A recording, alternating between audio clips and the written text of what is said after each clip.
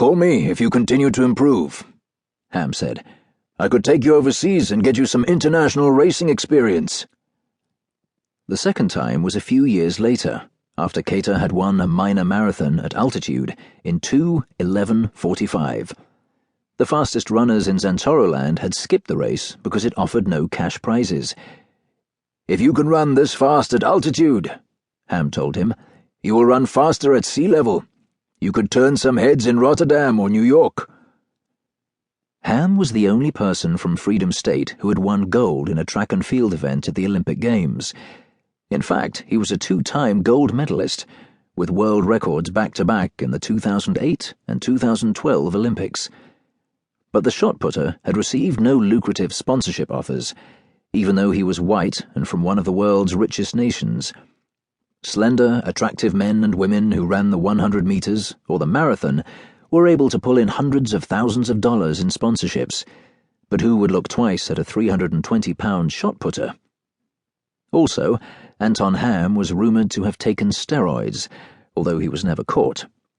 He was also rumoured to have an anger management issue.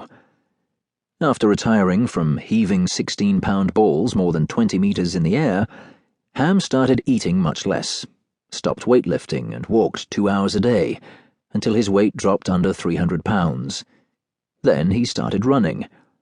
He declared in an interview with Track and Field News, a magazine Keita had read since childhood, that he had always wanted to be a runner and didn't want his heart to implode at the age of 30. Within a year, he began to build a small business, managing the careers of promising distance runners from Africa and Zantoroland. Ham was a small fish in the ocean of big-money marathon agents, and specialized in representing talented but second-tier runners from Kenya, Ethiopia, and Zantoroland. Now he wore beautifully tailored suits over his 6'5", slimmed-down 250-pound frame, and he moved through life with class and elegance, at least when things were going his way. When they were not, he lashed out as fast as a tiger, or that's what people said. When Keita was 23 and had won a half-marathon in Yagua, Ham approached him again. "I could grow your career," Ham said.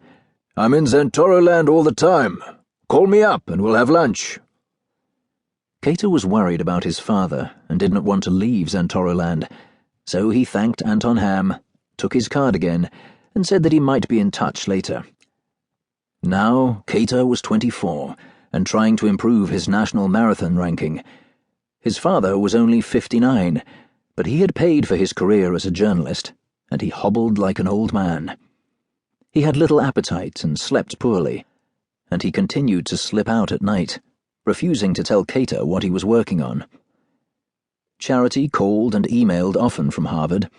She had been gone for 6 years and was in the first year of a PhD program in African Studies. Each time she asked if she could come home for a visit, Yo-Yo insisted that it wasn't safe and that she should stay put. The Canadian journalist Mahatma Grafton paid another visit to Yagua, but when he came to the house, Yo-Yo wasn't home. Keita stepped outside, as his father always did, to speak to the man. Mahatma was a kind, disarming soul who immediately put Keita at ease and made him feel that he was in the company of a trusted friend.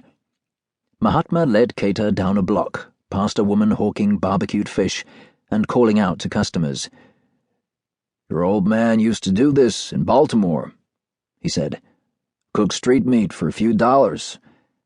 "I heard about that," Keita said. Mahatma stood near and lowered his voice. "Tell your old man it is not worth it." "I've tried, and so has Charity," Keita said. "Your father is onto a story. I've tried to talk him out of it. It's dangerous. He has sources in the president's office. He says they're legit. He says they're trustworthy. But I think he should leave the country." "He can't go," Keita said. "His passport was confiscated." "If he can't leave," Mahatma said, "maybe you can." One day, Keita was frying eggs and heating beans for dinner, while his father sat